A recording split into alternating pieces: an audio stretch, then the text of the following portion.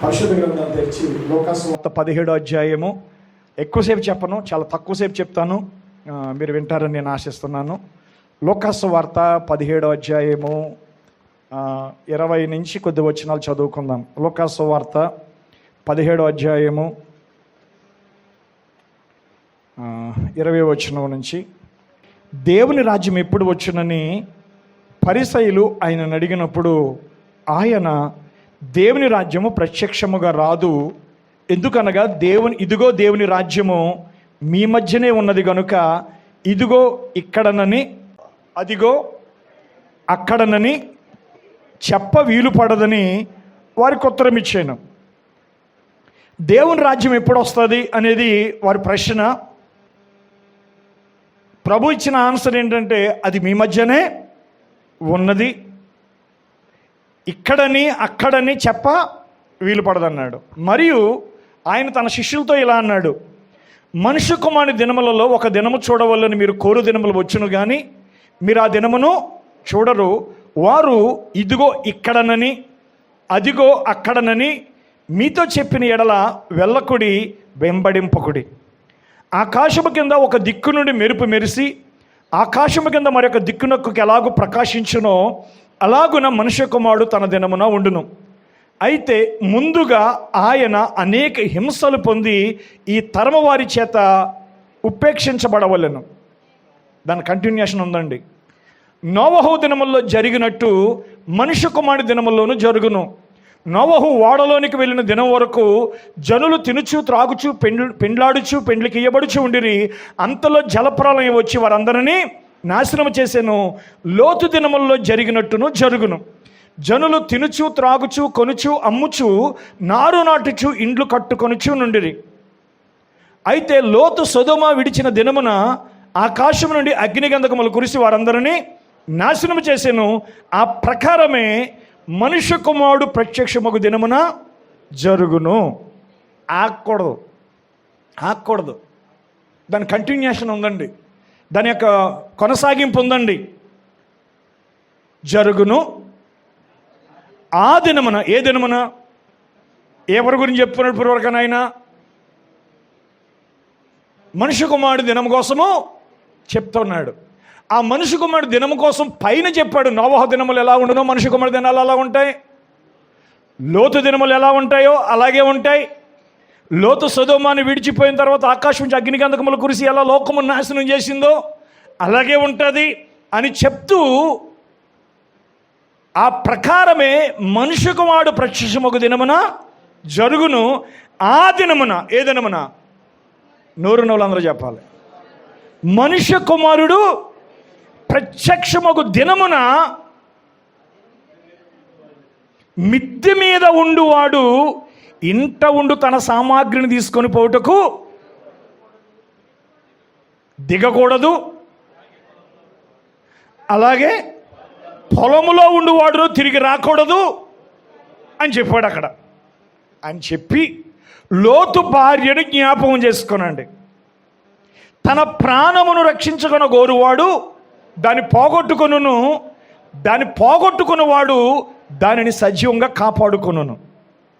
ఆ రాత్రి. ఏ రాత్రి చెప్పాలి, మీరే చెప్పాలి. ఆ రాత్రి ఇద్దరు ఒక మంచం మీద పొందురు, వారిలో ఒకరు కొనిపోబడును, ఒకరు విడిచిపెట్టబడును. ఇద్దరు స్త్రీలు ఒక తిరగల విసిరుచుందురు, ఒకటి కొనిపోబడును, ఒకటి విడిచిపెట్టబడును. నేను శిష్యులు, ప్రభువా ఇది ఎక్కడ జరుగునని ఆయన అడిగినందున ఆయన, పీనుగు ఎక్కడ ఉన్నదో అక్కడ గ్రద్దలను పోగవునని వారితో చెప్పాను. దేవుడి మాటలు దీవించునుగాక. దయచేసి కూర్చోండి. ప్రేమ కలిగిన తండ్రి, చదవబడ్డ నీ వాక్యమును బట్టి మేము స్తుతిస్తున్నాం. దేవా, ఈ దినములలో ఏదో ఒక దినమున ప్రభువా మమ్ములను కొనిపోవుటకు ప్రభువా, పెండ్లి కుమారుడిగా మా కొరకు మధ్యాకాశములో ప్రభువా ఇక్కడికి ఎక్కి రండి అని పిలిచేటువంటి ఒక పిలుపు ఉందని మేము నమ్ముచున్నాం. సంఘకాలములు ముగియబడిన తరువాత నాయన యోహాను 4వ అధ్యాయం ప్రకటన గ్రంథం ప్రకారముగా ఇక్కడికి ఎక్కి రమ్మని పిలిచినప్పుడు ఇక మీదట జరగబో సంగతులు నీకు చూపేదనని చెప్పి ప్రభువా, యోహానుని ప్రభువా ఆ పైకి రమ్మని ఆ పిలుపు కొరకు మేము ఎదురు చూస్తూ ఉన్నామని ఆయన. ఎందుకంటే ఏదో ఒక దినాన్న మా శరీరం యొక్క మార్పు జరుగునని మేము నమ్ముచున్నాం. ఒక ఎత్తబాటు ఉందని మేము నమ్ముచున్నాం. ఒక కొనిపోబట్టు ఉందని మేము నమ్ముచున్నాం ప్రభువా. దేవ ఈ మధ్యాహ్న కాల సమయంలో ఇక్కడ దేవ కూడి వచ్చిన ప్రతి బిడ్డతో మీరు మాట్లాడండి, నాతో మాట్లాడండి. మా మధ్య నీ అభిషేకం ఉంచండి. నీ వాక్యం ద్వారా నీ రాకడకు సిద్ధపడే కృప మీరు మాకు దయచేయమని యేసుక్రీస్తు ప్రశస్తమైన నామములో ప్రార్థించి బ్రతిమలు వేడుకొంచున్నాము. ఆమేన్. దేవునికి స్తోత్రం కలుగును గాక. ప్రియులారా, ఇప్పుడు మనం చదివినటువంటి ఈ వాక్య రెఫరెన్స్, ఇప్పుడు దేవుని రాజ్యం ఎక్కడ ఉంది, దేవుని రాజ్యము ఎక్కడ ఉంది అని అంటే ఇక్కడని అక్కడని చెప్ప వీలు పడదు. ఆయన అన్నాడు, పరలోక రాజ్యము మీలోనే ఉన్నది. దేవుని రాజ్యము మీలోనే ఉన్నది, మీ మధ్యన ఉందన్నాడు. ఈ దేవుని రాజ్యం, ఈ పరలోక రాజ్యం అంటే ఏమిటి? దేవుని వాక్యమే ఆ రాజ్యం అన్నాడు. ఏంటంటే దేవుని రాజ్యం అంటే ఏంటంటే దేవుని వాక్యమే ఆయన రాజ్యం. Praise the Lord. ఇప్పుడు నేను చెప్తున్నాను,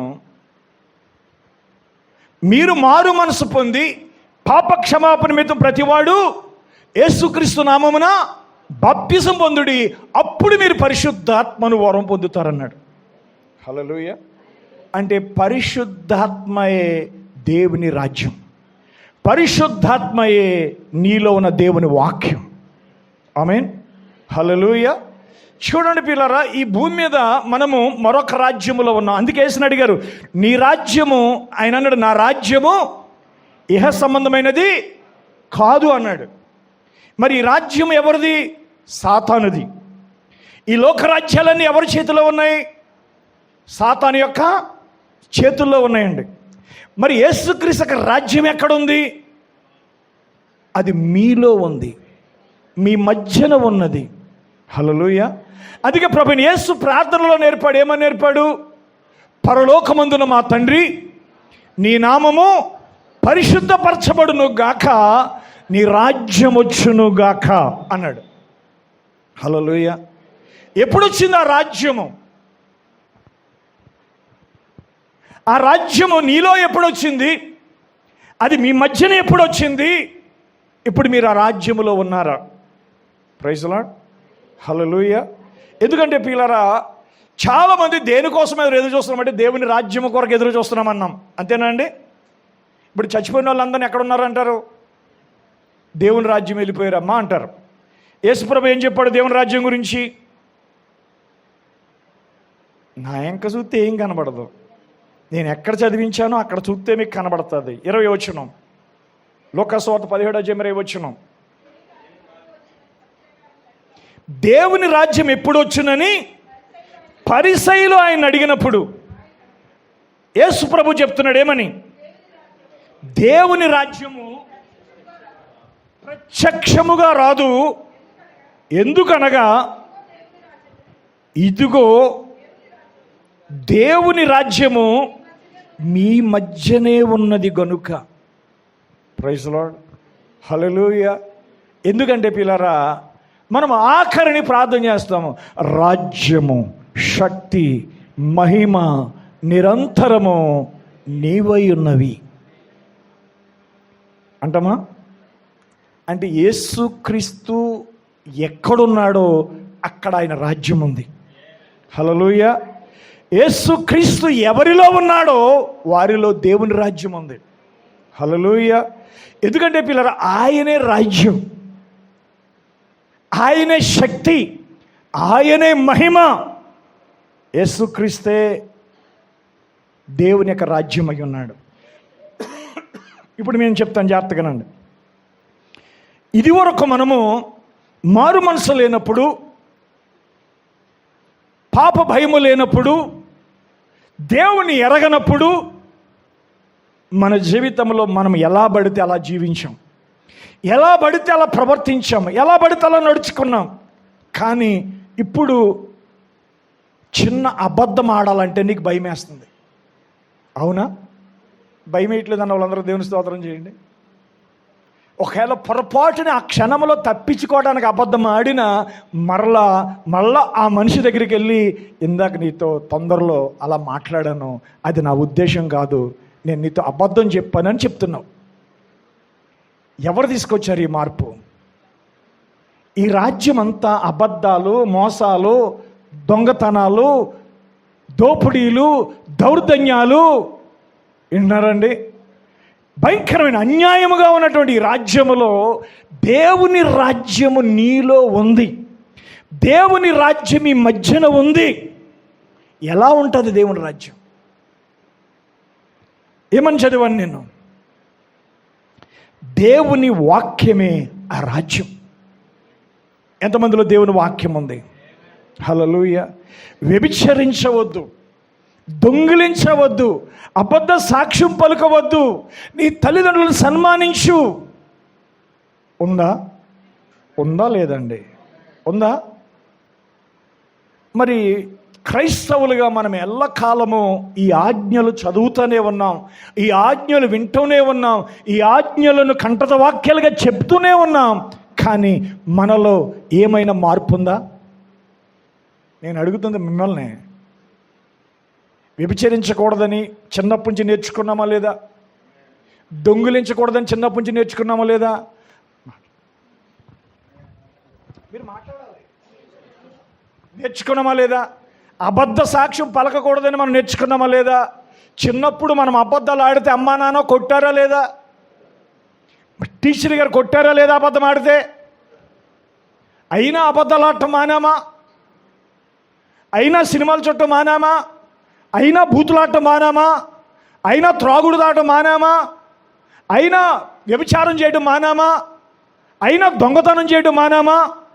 అడుగుతుంది మిమ్మల్ని. నేను గోడలను అడుగుతున్నానా, స్తంభాలను అడుగుతున్నానా? చెప్పాలి. మీరు గోడల్ని అడగట్లేదండి, స్తంభాలను అడగట్లేదని మమ్మల్ని అడుగుతున్నారని చెప్పాలి. చెప్పండి అయ్య బాబు. మిమ్మల్ని నేను అడుగుతుంటా.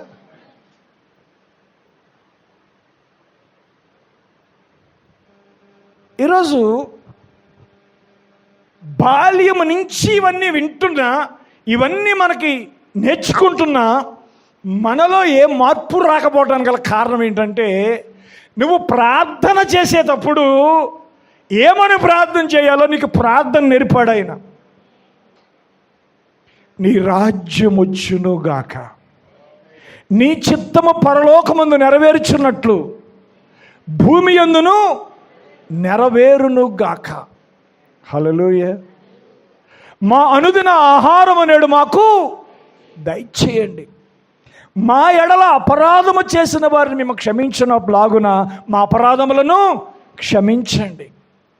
మమ్మల్ని శోధనలోనికి దేక దుష్టుల నుండి తప్పించండి. రాజ్యము, శక్తి, మహిమ నిరంతరము నీవై ఉన్నావు. ఆమేన్ అన్నాడు. హల్లెలూయా. ఇప్పుడు జాగ్రత్తగా, క్రైస్తవ విశ్వాసానికి, క్రైస్తవ జీవితానికి నీ రాజ్యం వచ్చునుగాక, నీ రాజ్యం వచ్చునుగాక. వింటున్నారా అండి?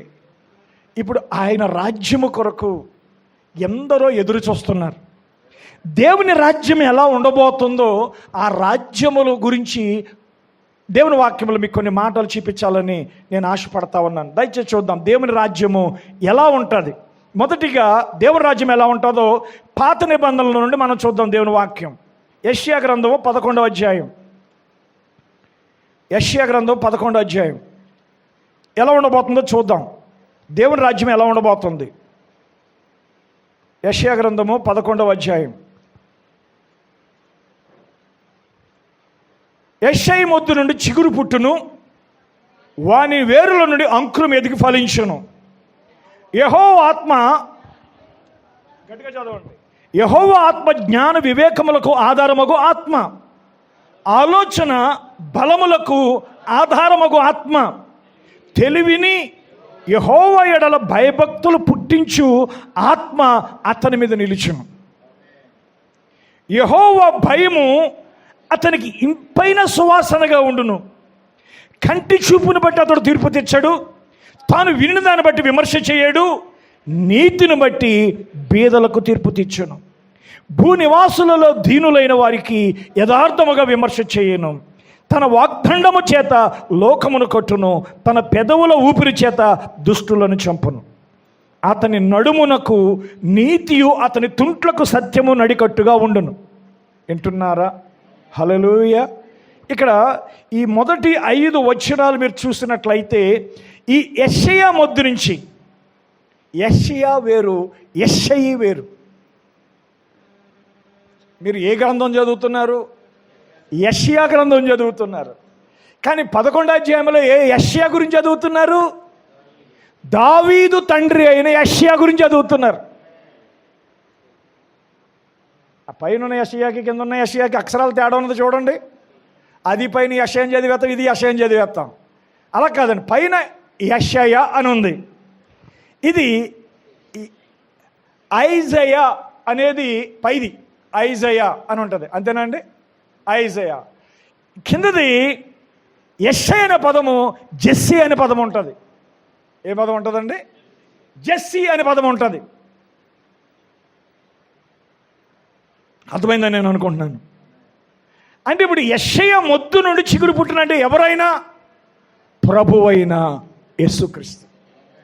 అది ఎటువంటి చిగురు? అది దావీదు కుమారుడుగా 1000 ఏళ్ల పరిపాలన చేయబోతున్నటువంటి క్రీస్తుకి అక్కడ ముందుగా రాయబడిన ప్రవచనం యొక్క రూపమై ఉన్నది. హల్లెలూయా. వింటున్నారా అండి? ఆయన మీదేముంది? యెహోవా ఆత్మ జ్ఞాన వివేకములకు ఆధారమగు ఆత్మ, ఆలోచన బలములకు ఆధారమగు ఆత్మ, తెలివిని యెహోవా ఎడల భయభక్తులు పుట్టించు ఆత్మ అతని మీద నిలిచింది. అది ఎవరి గురించి రాయబడింది? క్రీస్తు గురించి రాయబడింది. హల్లెలూయా. ఇప్పుడు 1000 ఏళ్ల పరిపాలనలో మన అందరము దేవుని కుమారులము, దేవుని కుమార్తెలుగా ఈ భూమిని ఏలబోతున్నాం.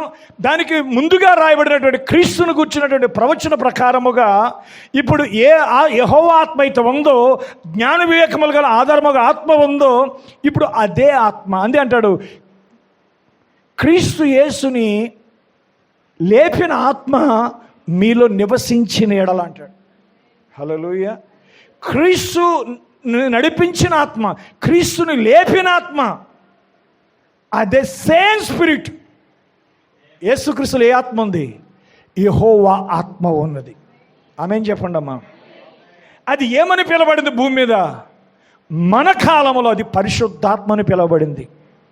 ఇప్పుడు పరిశుద్ధాత్మయే యెహోవా ఆత్మ. ఆమేన్. ఈ యెహోవా ఆత్మ ఏ ఆత్మ అంటది? జ్ఞాన వివేకములకు ఆధారముగా ఆత్మ. వింటున్నారా అండి? తెలివిని యెహోవా ఎడల భయభక్తులు పుట్టించు ఆత్మ మంది మీద నిలిచి ఉంది. ఈరోజు ఆ ఆత్మ అనేది నీ మీద నిలిచి ఉండాలి. ఆత్మ నీలో ఉండాలి. అది ఏం చేస్తుంది? అది ఏమిస్తుంది? నీకు వివేకాన్ని ఇస్తుంది. వింటున్నారా అండి? ఆలోచన ఇస్తుంది, బలమనిస్తుంది, దేవుని యందు భయభక్తులను ఇస్తుంది. విన్నారా అండి? Praise the Lord. ఇప్పుడు నువ్వు నడిపించబడే ఆత్మ ఏది? బైబిల్ చెప్తుంది, ఎందరూ దేవుని ఆత్మ చేత నడిపించబడతారో.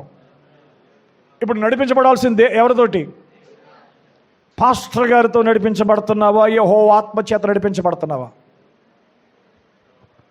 చెప్పట్లేదు. ఈరోజు ప్రతి ఒక్కరు ఏ ఆత్మతో నడిపించబడుతున్నారు? సంఘపు ఆత్మతో నడిపించబడుతున్నావు, పాస్టర్ ఆత్మతో నడిపించబడుతున్నావు.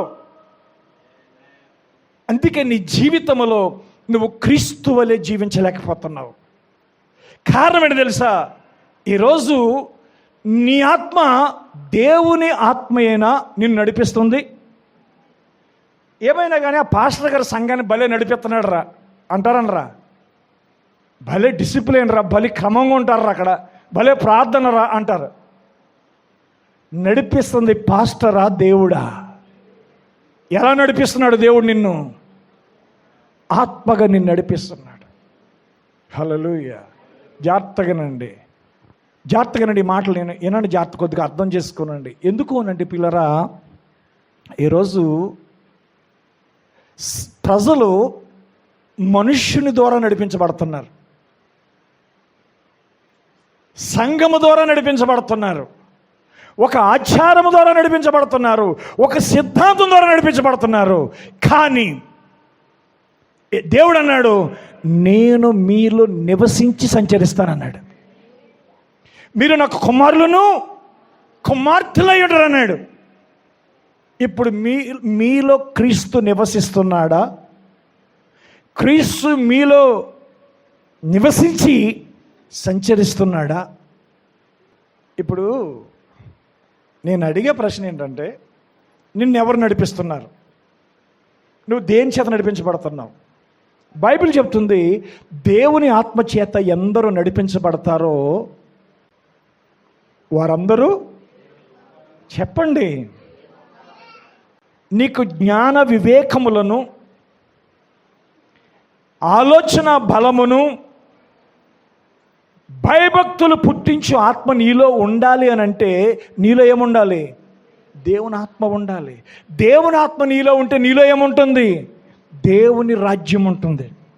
హల్లెలూయా. దేవుని ఆత్మ కలిగినటువంటి వారు ఒక స్థలములో కూర్చుని ప్రార్థిస్తే అక్కడ ఏముంది? దేవుని రాజ్యం ఉంది. హల్లెలూయా. అది ప్రత్యక్షముగా మీ వద్దకు రాదు, అది మీ మధ్యనే ఉంది. హల్లెలూయా. దేవుని రాజ్యములు ఏముండవు? అన్యాయం ఉండదు, అబద్ధం ఉండదు, అపవిత్రత ఉండదు, నమ్మక ద్రోహం ఉండదు, అసూయ ఉండదు, స్వార్థం ఉండదు. అర్థమైంది మీకండి? ఇప్పుడు నేను అన్నాను, నువ్వు ఎవరి చేత నడిపించబడుతున్నావు? నా ప్రశ్నది. నువ్వు ఎవరి చేత నడిపించబడుతున్నావు చెప్పాలి నాకు. దేవుని ఆత్మ చేత నడిపించబడుతున్నా అని చెప్పండి. ఎందరూ దేవుని ఆత్మ చేత నడిపించబడుతున్నారు? చేయెత్తి చెప్పండి. నేను దేవుని ఆత్మ చేత నడిపించబడటం అంటే ఏదో కాదు, పరిశుద్ధాత్మతో నింపబడుట. Praise the lord.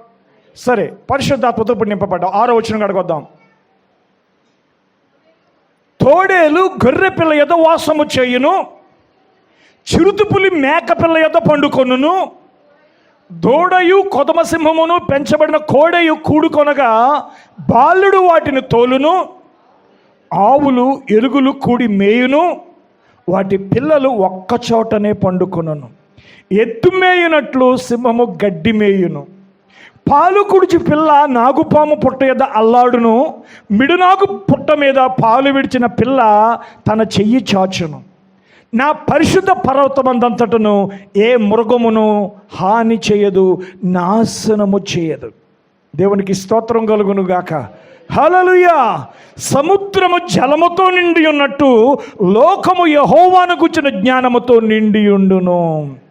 ఆ దినమున ప్రజలకు ధ్వజముగా నిలుచుచుండు యెషై వేరు చిగురునొద్ద జనములు విచారణ చేయును. ఆయన విశ్రమ స్థలము ప్రభావము గలదగును. దేవునికి స్తోత్రం కలుగును గాక. ఇది దేని గురించి చెప్తున్నాడు? 1000 ఏండ్ల పరిపాలన గురించి చెప్తున్నాడు. దేనికోసం చెప్తున్నాడండి? 1000 ఏండ్ల పరిపాలనలో సింహము మనుషులు తింటుందా, గడ్డి తింటుందా? చెప్పట్లేదు ఎవరు. గడ్డే తింటుంది.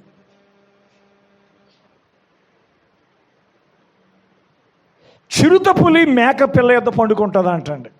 చిరుతపులి, ఇదంతా నీకేం కనబడుతుంది? ఇప్పుడు ఈ చదివిన ఈ 5 వచనాల్లో 6వ వచనం నుంచి 10వ వచనం వరకు నీకేం కనబడుతుందో తెలుసా? ఏదేను కనబడుతుంది. అంటే ఆదామనే మనుష్యుడు పాపమనే పాపములో పడకముందు భూమి మీద సర్వ సృష్టి ఈ రకంగా ఉంది. ఒకదానికొకటి హాని చేయలేదండి. బైబిల్లో ఆది కాండంలో ఏమని ఉందంటే, సింహం కూడా గడ్డే మేసిందని ఉంది. అలా ఉందండి బైబిల్లో? అవునండి, చదవండి ఒకసారి. ఆది కాండము 1వ అధ్యాయము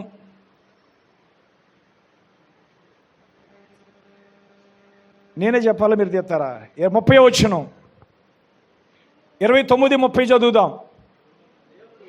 దేవుడు చెప్తున్నాడు, ఇదిగో భూమి మీద ఉన్న విత్తనములిచ్చు ప్రతి చెట్టును, విత్తనములిచ్చు వృక్ష ఫలములు గల ప్రతి వృక్షమును మీకిచ్చి ఉన్నాను.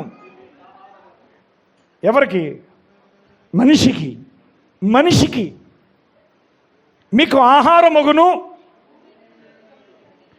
భూమి మీద నుండి జంతువులన్నిటికీ, ఆకాశ పక్షులన్నిటికీ, భూమి మీద ప్రాకు సమస్త జీవులకును పచ్చని చెట్లన్నీయు ఆహారమగునని పలికెను. దేవునికి స్తోత్రం కలుగును గాక. అంటే ఆదాము అనే మనుష్యుడు పతనము కాక మునుపు, పాపం అనేది లేని సమయంలో, అనగా దేవుని యొక్క వాక్యము క్రింద మనిషి నిలిచినంత కాలము భూమి మీద ఉన్నటువంటి ప్రకృతి అంతా ఎలా ఉందంటే, జంతువులు పక్షులు అన్నీ కూడా ఆకులే అలమలోనే తిని బతికాయి. మనిషి ఎప్పుడు ఏమంటారు దాన్ని, శాకాహారి అంటే ఇది. ఇంకోటి ఏంటి, మాంసాహారి అయ్యాడు. మాంసం ఎప్పటి నుంచి మొదలెట్టాడు మనిషి మాంసాహారి ఎప్పుడయ్యాడు? అదే వింటున్నారా అండి? ఇప్పటికీ మనుషులు అర్థం చేసుకోనండి, మనుషులు జంతువులు తింటున్నారు, జంతువులు మనుషులు తింటున్నాయి. అంతే తేడా. మనిషి తినేవాళ్ళు కూడా ఉన్నారులేండి. వాళ్ళని నరరూప రాక్షసులు అంటారు వాళ్ళని. అది ఇంక భయంకరమైన అదొక జాతి. అది జంతువుల్ని మనిషి తింటున్నాడు, మనిషిని జంతువులు తింటున్నాయి. అదేనా భూమి మీద జరుగుతుంటా? నువ్వు అనుకున్న అడవి పందిని తిన్నానని, పంది మనిషిని కూడా తింటుంది. దుప్పి, లేడి ఇవన్నీ ఆకులు తింటాయి, అలమలు తింటాయి. కానీ ఈరోజు మన జీవితంలో మనం చూస్తున్నటువంటి చేపలు మనం తినమండి. మరి సొరలు పెద్ద పెద్ద చేపలు ఎవరిని తింటాయి? అంటే మనుషులు తినే చేపల్ని మనం తింటున్నాం, మనుషులు తినే జంతువులు మనం తింటున్నాం,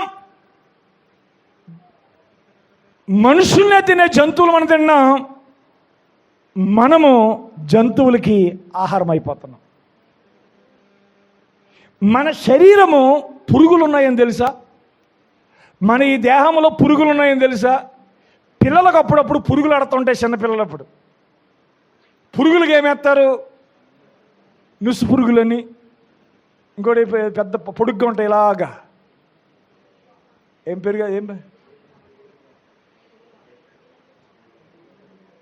తెలితే చెప్పండి, ఒకరు స్పష్టంగా చెప్పండి. ఏం పామని ఎవరు దాన్ని? ఏటికి పామా? తలకాయ లేదండి నీకు? ఏటికి పోమంటావు, బురద పోమంటావు, సిగ్గులేని మాటలు.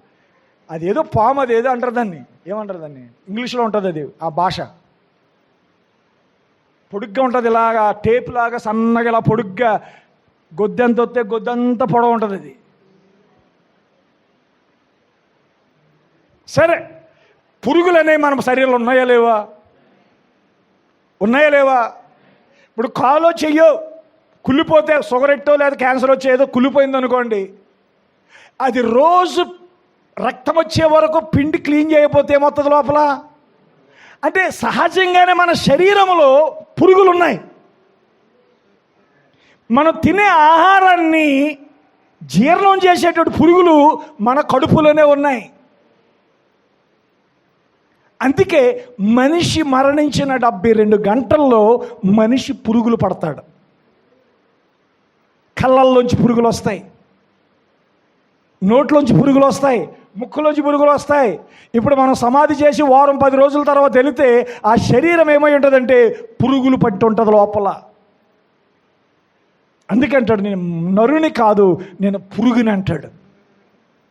ప్రైజ్ ది లార్డ్, హల్లెలూయా. అంటే ఇప్పుడు మనం తినే తిండిని తినటానికి లోపల పురుగులు ఉన్నాయి. అవి బయట నుంచి రావండి, లోపలే ఉన్నాయి. నువ్వే ఒక పురుగు లాంటి వాడివి. Praise the Lord. ఒక పురుగు లాంటి మనిషి. ఎంత గర్వం, ఎంత అహంకారం. సరే, దేవుని వాక్యంలో మనం చూస్తున్నాం, మనిషి పాపము చేయకముందు సమస్త జీవులకి ఆహారం ఏంటండి? ఇప్పుడు యెషయా గ్రంథము 11వ అధ్యాయము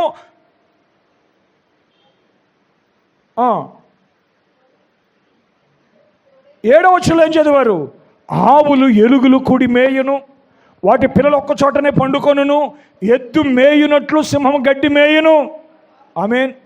అంటే ఎద్దుకి సింహానికి కూడా గడ్డే ఆహారం అండి. Praise Lord. ఇది ఎప్పుడు జరగబోతుందండి? 1000 ఏండ్ల పాలనలో జరగబోతుంది. హల్లెలూయా. అయితే నేను ప్రేమతో చెప్తున్నాను, ప్రియమైన సోదరుడా సోదరి, దేవుని వాక్యాన్ని వింటున్నటువంటి జీవితంలో 1000 ఏండ్ల పాలనలో ఉండబోయే స్థితి గురించి ఇక్కడ మాట్లాడాడు యెషయా. మనము కొత్త నిబంధనలోకి వెళ్ళకముందు పాత నిబంధనలో దేవుని రాజ్యం ఎలా ఉందో చూద్దాం. పరలోక రాజ్యం అలా ఏదైనా ఎలా ఉందో మనం చూద్దాం. యెషయా గ్రంథము 65వ అధ్యాయం. యెషయా గ్రంథము 65వ అధ్యాయం. యెషయా గ్రంథము 65:25 చూడండి. యెషయా గ్రంథము 65వ అధ్యాయము 25వ వచనం. కొంచెం 17వ వచనం జాగ్రత్తగానండి. ఇప్పుడు కొంచెం ఇంకా పైకి వెళ్తుంది. అంటే ఆ ఏదేనులో ఉన్న స్థితి 11వ అధ్యాయంలో చూసాం. ఇప్పుడు 17వ వచనం, 25-17. ఇదిగో నేను క్రొత్త ఆకాశమును క్రొత్త భూమిని సృజించుచున్నాను. ఇంకా అవ్వలేదు. క్రొత్త ఆకాశము క్రొత్త భూమిని సృజించుచున్నాను. మునుపటివి మరువబడును, జ్ఞాపకమునకు రావు. నేను సృజించుచున్న దాని గురించి మీరు ఎల్లప్పుడూ హర్షించి ఆనందించుడి. నిశ్చయముగా నేను యెరూషలేమును ఆనందకరమైన స్థలముగాను ఆమె ప్రజలను హర్షించు వారిని గాను సృజించుచున్నాను. నేను యెరూషలేమును గూర్చి ఆనందించేదను, నా జనులను గూర్చి హర్షించేదను. రోదన ధ్వనియు విలాప ధ్వనియు దానిలో ఇక వినబడవు. వింటున్నారా అండి? అక్కడ ఇకను కొద్ది దినములే బ్రతుకు శిష్యువులు ఉండరు, కాలము నిండని ముసలివారు ఉండరు, బాలురు 100 సంవత్సరముల వయసు గలవారే చనిపోతారు. శిశు మరణాలు లేవు. వింటున్నారా అండి? హల్లెలూయా. పిండములు పడిపోవటము లేదు. వింటున్నారా? అర్థమవుతుందా మీకు? హల్లెలూయా. జాగ్రత్తగానండి. కాలము నిండని ముసలివారు ఉండరు, బాలురు 100 సంవత్సరాల వయసు గలవే చనిపోదురు. పాపాత్ముడైనను శాపగ్రస్తుడగు వాడు సహితము 100 సంవత్సరములు బ్రతుకును. అంటే 1000 ఏండ్ల పరిపాలనలో కూడా పాపాత్ములు ఉంటారా? శాపగ్రస్తులు ఉంటారా? ఉంటారు. వింటున్నారా? మీకు అర్థమైందా? కానీ ఇక్కడ చాలా అర్థం చేసుకోనండి. 1000 ఏండ్ల పాలన తర్వాత కూడా కొంచెం నాకు స్క్రీన్ అయితే నాకు అర్థమవుతుంది ఏంటంటే 1000 ఏండ్ల పాలన తర్వాత కూడా కొందరు తిరిగి మరలా, అది ప్రకటన గ్రంథం 20వ అధ్యాయంలో మనం చూద్దాం. ప్రకటన గ్రంథం 20వ అధ్యాయంలో మనం చూద్దాము దాన్ని. అక్కడికి వెళ్ళకముందు ఇక్కడ చూస్తున్నాం. సరే, అక్కడికి వెళ్తేనే మీకు ఇది అర్థమవుతుంది. ప్రకటన గ్రంథం 20వ అధ్యాయం. ప్రకటన గ్రంథం 20వ అధ్యాయం చదువుదాం. మరియు పెద్ద సంఖ్యలను చేత పట్టుకొని అగాధం యొక్క తాళపు చెవి గల ఒక దేవదూత పరలోకముడి దిగి వచ్చి చూచితిని. అతడు ఆది సర్పమును అనగా అపవాదియు సాతానును అను ఆ ఘట సర్పమును పట్టుకొని 1000 సంవత్సరములు వారిని బంధించి అగాధములో పడవేసి ఆ 1000 సంవత్సరములు గడుచు వరకు ఇక జనములను మోసపరచకుండానట్లు అగాధమును మూసి దానికి ముద్ర వేసాను. అటు పిమ్మట వాడు కొంచెము కాలము విడిచిపెట్టబడవలెను. హల్లెలూయా. అంటే ఇప్పుడు 1000 ఏండ్ల పాలనలో ఎవరు బంధించబడతారండి? సాతానుడు బంధించబడతాడు. వింటున్నారా అండి? బంధించబడినప్పుడు వాడు ఏం చేయలేడు, ఇక జనములను మోసపరచకుండానట్లు అగాధమును మూసి దానికి ముద్ర వేస్తాడంటండి. ఆడు భూమి మీద బంధించబడే వరకు కూడా, వింటున్నారండి, వాడు ప్రజలను ఏం చేస్తాడంటండి, మోసం చేస్తాడని చెప్పండి అమ్మా. మనం కూడా మోసం చేసుకుని బతికాం కదా ఇప్పటివరకని. అందరిలోనూ మోసాలు ఉన్నాయి లేవండి, మాట్లాడలేదు. ఓరి బాబోయ్, నువ్వు మోసగడువు కాదంటే నేను నమ్మను, నువ్వు మోసగెత్తువు కాదంటే నేను నమ్మను. ఎందుకంటే మన బతుకే ఒక మోసం బతుకు. అమ్మ దగ్గర మోసం, నాన్న దగ్గర మోసం, భార్య దగ్గర మోసం, భర్త దగ్గర మోసం, పిల్లల ఇరుగు పొరుగు వారితో మోసం, అంత మోసం మోసం మోసం. మన మాట మోసం, ప్రతిదీ మోసం అండి. ఎందుకంటే పిల్లరా, మనము ఈ సాతాను యొక్క ప్రభావం కింద వాడు భూమి మీద బంధించబడే వరకు కూడా ప్రతి మనుషుని వాడు మోసగిస్తూనే ఉంటాడు. అందుకే మోసం చేసే మనసు ఎవరిదంటే సాతానుది. హల్లెలూయా. నువ్వెన్నడూ ఎవరిని ఎప్పుడు మోసం చేయొద్దు. మోసం చేసే బ్రతుకు, మోసంగా ఎదుటి వాళ్ళని పాడు చేసే జీవితం నీకు ఉండకూడదు. అటు అంతటా సింహాసనములను చూసి తిని వాటి మీద ఆశలు లేని వారికి విమర్శ చేయుటకు అధికారం ఇవ్వబడును. మరి ఆ క్రూర మృగముకైన దాని ప్రతిమకైన నమస్కారము చేయక తమ నొసల యందు గాని చేతుల యందు గాని ముద్ర వేసుకోనని వారిని యేసు విషయమై తామిచ్చిన సాక్ష్యము నిమిత్తమును దేవుని వాక్యము నిమిత్తమును చిరచ్ఛేదనము చేయబడిన వారి ఆత్మలను చూచి తిని. చూసాడా లేదా? అర్థమవుతుంది మీకు? అసలు సాతానుడు బంధించబడిన తర్వాత ఏం జరుగుతుంది అంటండి, సింహాసనములను చూసి తిని వాటి మీద ఆస్తులైన వారికి. సింహాసనం మీద ఎవరు కూర్చుంటారు? ఎవరు కూర్చుంటారు? 1000 ఏళ్ల పరిపాలన ఎవరు వెళ్తారు? జయించు అని నాతో పాటు నా సింహాసనం అది కూర్చుంటూ పెట్టుకుంటాను అన్నాడు కదా. ఎప్పుడది? 1000 ఏళ్ల పరిపాలనలో నువ్వు లోకమునకు తీర్పు తీర్చుదు అని మీకు తెలియదా అంటాడు. అర్థమవుతుంది? అసలు తీర్పు తీరుతామండి మేమండి.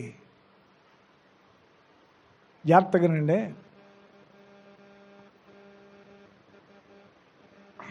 నేను ఒకటి చెప్పాలనుకున్నాను ఏంటంటే, నువ్వు తీర్పు తీరుస్తావు నీకు తెలుసా? బైబిల్ చెప్తుంది, నీవు తీర్పు చెప్పుననే నీకును తీర్పు తీర్చబడిన అన్నాడు. హల్లెలూయా. కాబట్టి దొంగ తీర్పులు, అబద్ధపు తీర్పులు, తప్పుడు తీర్పులు, స్వార్థపు తీర్పులు తీరిస్తే నువ్వు కొలిచి కొలత చెప్పునని నీకు కొలబడుతుంది. నువ్వు తీర్పు చెప్పున నీకు తీర్పు తీర్చబడుతుంది.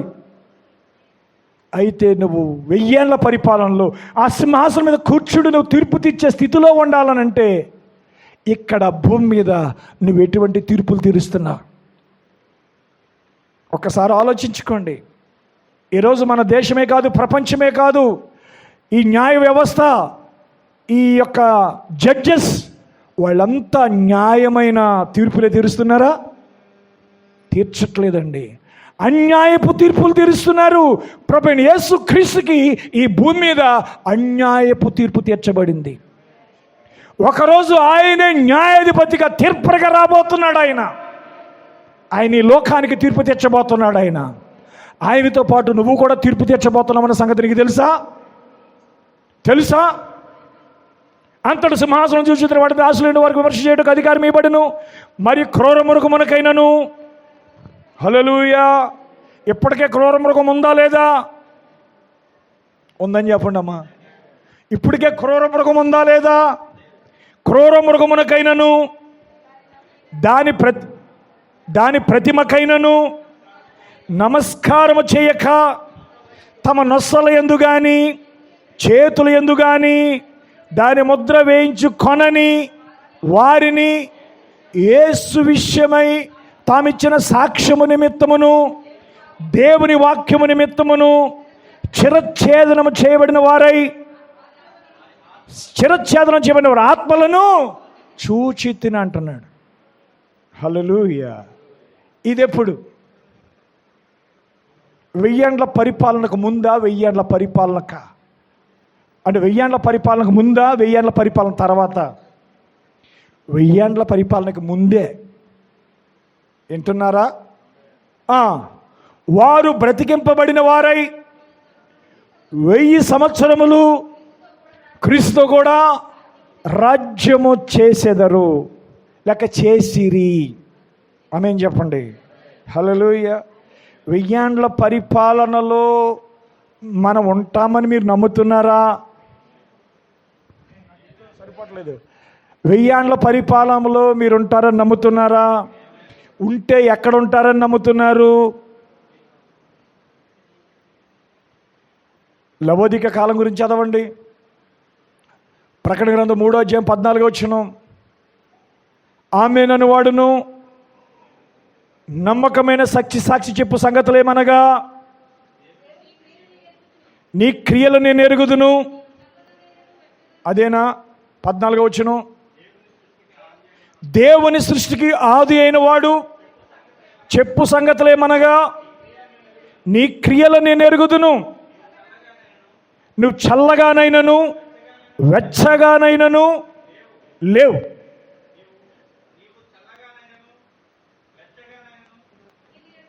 నువ్వు చల్లగానైనను వెచ్చగానే ఉండిన మేలు. నువ్వు వెచ్చగానైనను చల్లగానైనను ఉండక నిలువెచ్చని స్థితిలో ఉన్నావు కనుక నేను నిన్ను నా నోట నుండి ఉమ్మివేయను ఉద్దేశించుచున్నాను. నువ్వు దౌర్భాగ్యుడువు, దిక్కుమాలిన వాడవు, దరిద్రుడువును కనుక. ఒక్కలే చదవండి. నువ్వు దౌర్భాగ్యుడవు, దిక్కుమాలిన వాడవును, దరిద్రుడువును, గురిటివాడవును, దిగంబరుడును అయి ఉన్నావని ఎరుగక నేను ధనవంతుడను, ధనవృద్ధి చేసుకుని ఉన్నాను, నాకేమీ కొదవలేదని నువ్వు చెప్పుకొనుచున్నావు. నీవు ధనవృద్ధి చేసుకున్నట్లు అగ్నిలో పుట్టవేడు బంగారమును నీ దిశమలసికి కనబడుకున్నట్లు ధరించుకొనుటకు తెల్లని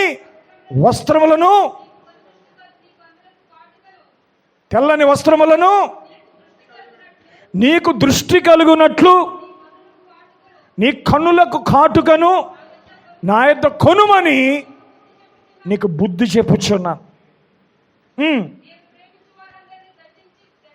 నేను ప్రేమించు వారందరినీ గద్దించి శిక్షించుచున్నాను గనుక నువ్వు ఆసక్తి కలిగి మారు మనసు పొందుము. ఇదిగో నేను తలుపు నద్ద నుండి తట్టుచున్నాను. ఎవడైనా నా స్వరము విని తలుపు తీసిన ఎడల నేను అతని యొద్దకు వచ్చి అతనితో నేనును నాతో అతను కూడా భోజనం చేయదు. నేను జయించి నా తండ్రితో కూడా ఆయన సింహాసనం కూర్చున్నలాగున జయించువాని నాతో పాటు నా సింహాసనమందు కూర్చుండబెట్టుకొందును. సంఘములతో ఆత్మ చెప్పుచున్న మాట చెవిగలవాడు వినుగాక. హల్లెలూయా. ప్రియులారా, ఇది ఎందుకు చదివాను అని అంటే 7వ సంఘకాలం ముగిసిన తరువాత ఈ దిక్కుమాలిన దౌర్భాగ్యమైనటువంటి ఈ లవోదిక కాలములో దౌర్భాగ్యము, దిక్కుమాలిన స్థితి, దరిద్రపు స్థితి, గ్రుడ్డి స్థితి, దిగంబర స్థితిలో ఉందంటండి సంఘం. వింటున్నారా? కాబట్టి ఏంటి దిగంబరత్వం, ఏంటి గుడ్డుతనం అంటే, నేను ధన సమృద్ధి చేసుకుని ఉన్నాను, నాకేమియో కొదువలేదని చెప్పుకుంటున్నారంటండి. ఈరోజు అందరి యొక్క గురి ఏంటి అంటే డబ్బు డబ్బు డబ్బు డబ్బు. అయితే ప్రియులారా, దేవుడు ఇంకా నిన్ను ప్రేమిస్తున్నాడు, ఇంకా నిన్ను గద్దిస్తున్నాడు,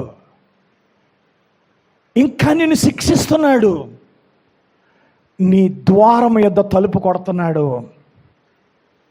నా స్వరం విని తలుపు తీస్తే నాతో అతనుడు నేను అతనితో కలిసి భోజనం చేస్తామంటున్నాడు. అమ్మ అర్థమవుతుందా? హల్లెలూయా. ఎంతమందికి ఈ మధ్యాహ్న కాల సమయంలో ఎంతమంది మీ హృదయంలో క్రీస్తుని చేర్చుకున్నారు? ఎంతమంది పరిశుద్ధాత్మను మీరు పొందుకున్నారు? ఎంతమంది మీరు క్రీస్తు రోజు వాక్యాన్ని పూజిస్తున్నారు? ఎంతమంది జయిస్తున్నారు ఈ లోకాన్ని? ఎంతమంది జయిస్తున్నారు ఈ పాపాన్ని? ఈ లోకాన్ని, ఈ పాపాన్ని జయించుకోకుండా జయ జీవితం అనేది నీకు రాదండి. దేవుని వాక్యాన్ని బట్టి చెప్తున్నాను. మరలా తిరిగి మనము 20వ అధ్యాయం చదవండి.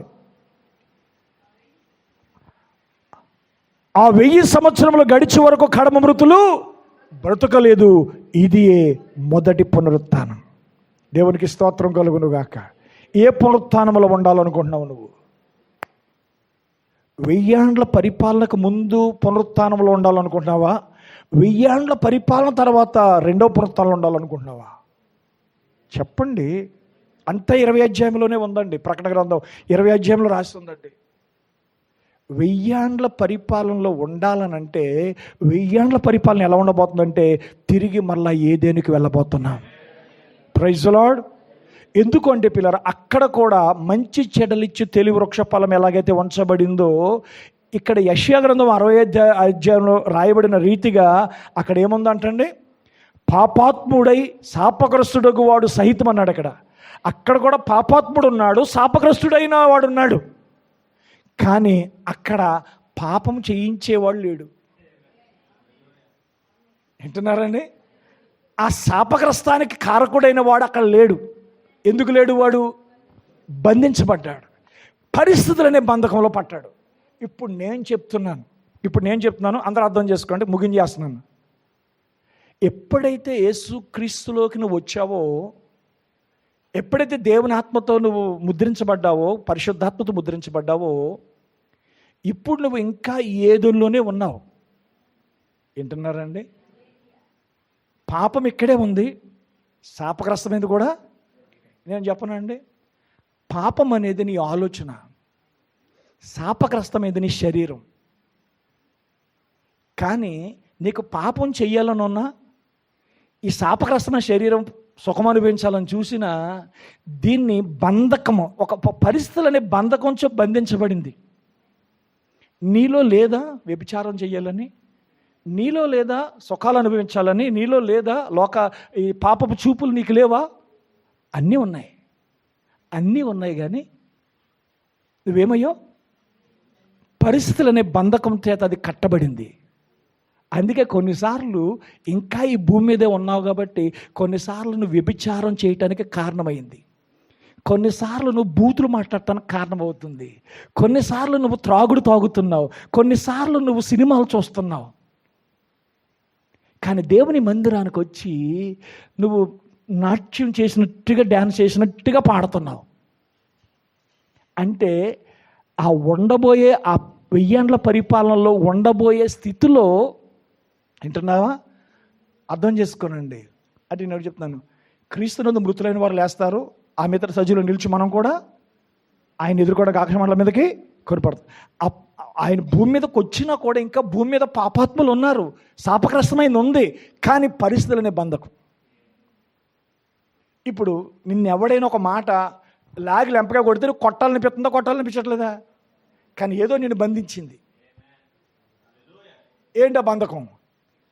విశ్వాస అనే బంధకం, సేవకుడనే బంధకం, క్రైస్తవుడనే బంధకం. అది కాస్త తెంపుకుంటే నిన్ను కొట్టినోడు కొడతావా కొట్టవా? నేను తిట్టినోడు తిడతావా తిట్టవా? అందమైన అమ్మాయి కనబడితే పోతావా పోవా? పోనను ఇప్పుడు చెప్తావు, చెయ్యనను ఇప్పుడు చెప్తావు. ఆ సినిమా కొంచెం వినబడేటప్పటికి ఆ టీవీ దగ్గరికి వెళ్ళిపోయి నిలబడతావా నిలబడవా? ఎందుకు నిలబడుతున్నావు? నువ్వు పరిస్థితులనే బంధకంలో బంధించబడ్డావే తప్ప నీ పూర్తి స్వభావం ఇంకా మారలేదు. అర్థమైంది నేను చెప్పింది? మరి ఇదంతా ఏంటంటే, మరి ఇప్పుడు ఎలాగంటే మన పరలోకం మధ్య వెళ్ళేది ఎలాగంటే దాని గుండానే మనం ప్రయాణం చేయాలి. మీ పరలోకపు తండ్రి పరిపూర్ణుడు కనుక మీరును ఎప్పుడు వస్తుందా? ఆ పరిపూర్ణత కొరకు ఆయన రాకడ ఆగింది. ఆ పరిపూర్ణతలకు తీసుకెళ్ళటానికే మనుష్య కుమారుడు ప్రత్యక్షత అనేది జరిగింది. రాకడ జరగలేదు. ఆయన నిన్ను సిద్ధపరచడానికి ఆ ప్రత్యక్షతను దేవుడిచ్చాడు. ఆ ముద్రల యొక్క మర్మాన్ని దేవునికి ఇచ్చాడు. ముద్రలో ఎవడికాడే ముద్రలు అంటాడు. ఏంటి ముద్రలా? నువ్వు క్రీస్తు వలె బతకడమే ముద్ర. లోకంలో ఉన్న దురాశలన్నీ నీకున్నాయి, లోకంలో ఉన్న సుఖభోగాలన్నీ నీకున్నాయి. ఓరవలేని తనం ఉంది, అసూయ ఉంది, కక్ష ఉంది, ద్వేషం ఉంది. ముద్రలు. ఎందుకు నీకు ముద్రలు ఇటు ఏం చేస్తావు నువ్వు? అంటే ప్రజల్ని ఒకలాంటి కలవరాన్ని గురి చేయడం. వీడికంటే నాకు ఎక్కువ తెలిసిపోయింది, ఆడికంటే నాకు ఇంకా ఎక్కువ తెలిసిపోయింది.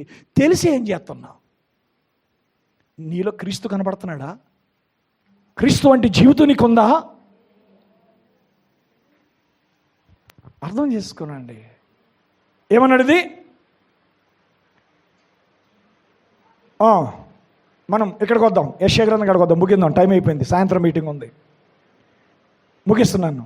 21వ వచనం, జనులు ఇండ్లు కట్టుకొని వాటిలో కాపురు ముందురు, ద్రాక్ష తోటలు నాటించుకొని వాటి ఫలములను వెంతురు. వారు కట్టుకున్న ఇండ్లలో వేరొకరు కాపురముండరు, వారు నాటుకున్న వాటిని వేరొకరు అనుభవింపరు. నా జనుల ఆయుష్యము వృక్షాయుష్యమంతగును. నేను ఏర్పరచుకొనిన వారు తాము చేసుకుని దాని ఫలం పూర్తిగా అనుభవింతురు. వారు వృధాగా ప్రయాసపడరు, ఆకస్మికంగా కలుగు అపాయమునందుటికై పిల్లలను కనరు. వారు యెహోవా చేత ఆశీర్వదించబడిన వారు అగుదురు. వారి సంతానపు వారు వారి యొద్దనే ఉందురు. వారికి ఇలాగున జరుగును, వారు వేడుకొనక మునుపు నేను ఉత్తరం ఇచ్చేదను, వారు మనవి చేయుచుండగా నేను ఆలకించేదను. తోడేళ్ళను గొర్రె పిల్లలను కలిసి మేయును, సింహము ఎద్దు వలె గడ్డి తినును, సర్పమునకు మన్ను ఆహారమగును.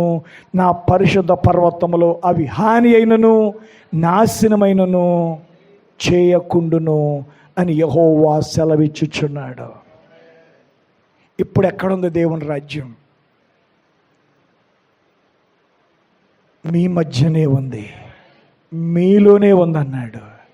అంటే పిల్లరా, ఇప్పుడు మనము 1000 ఏండ్ల పరిపాలనలో మనము తీర్పరులుగా మనం ఉండబోతున్నట్లయితే ఇక్కడ సరైన న్యాయమైన తీర్పు తీర్చండి, సరైన సాక్షి జీవితం జీవించండి, పరిశుద్ధమైన జీవితాన్ని జీవించండి.